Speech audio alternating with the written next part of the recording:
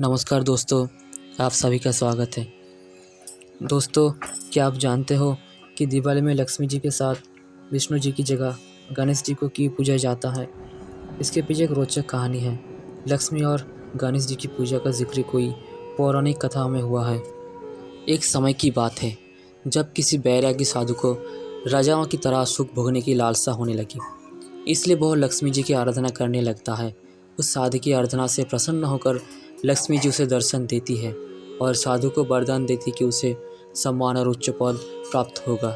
वो साधु दूसरे दिन राजा के दरबार में पहुंच जाता है और वरदान के अभिमान में राजा को सिंहासन से धकेल देता है। साधु का राजा के साथ ऐसा व्यवहार देख के उनके सिपाही साधु को पकड़ने के लिए उसकी तरफ दौड़ते हैं, लेकिन तभी राजा के मुकुट से काला नाग निकल आता है। ये देखकर सभी चौंक जाते हैं और सभी उस साधु को ज्ञानी संत चमत्कार समझने लगते हैं। वो दरबार में मौजूद सभी उस साधु की जय जयकार करने लगते हैं। राजा भी साधु से खुश होकर उसे अपनी मंत्री बना देता है। साधु के मंत्री बनने पर राजा उसे निवास के लिए एक महल देता है, जहाँ वो शान के साथ रहने लगते हैं। कुछ समय बाद एक दिन साधु राजा के हाथ पकड़ कर उसे दरबार में खींचते हुए बाहर ले जाता है। ये देखकर उसके दरबारी भी पीछे पीछे भागने लगते हैं। सभी के दरबार से बाहर निकलते ही भूकंप आता है, जिसमें महल खंडहर बन जाता है। सबको लगता है कि साधु ने उनकी जान बचाई। इससे साधु का सम्मान और बढ़ जाता है। ये देखकर साधु ने घमंड की भावना जागृत हो जाती है।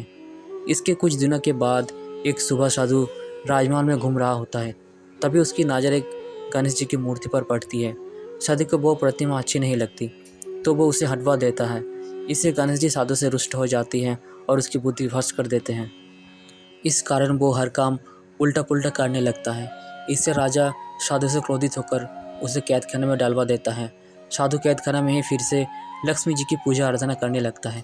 कुछ समय बाद लक्ष्मी जी साधु को दर्शन देती है और कहती है कि तुमने गणेश जी को रुष्ट किया है, इसलिए तुम्हें गणेश जी की पूजा कर उन्हें प्रसन्न करना होगा। लक्ष्मी जी की बात सुनकर साधु गणेश जी की आराधना करने लगता है। इससे गणेश जी प्रसन्न हो जाते हैं और उनका क्रोध शांत हो जाता है। वो राजा के सपने में आकर साधु को फिर से मंत्री बनाने के लिए कहते हैं। राजा दूसरे दिन साधु को कैद से आज़ाद करके फिर से मंत्री बना देते हैं। इस घटना के बाद लक्ष्मी और गणेश जी की एक साथ पूजा करने जाने लगी।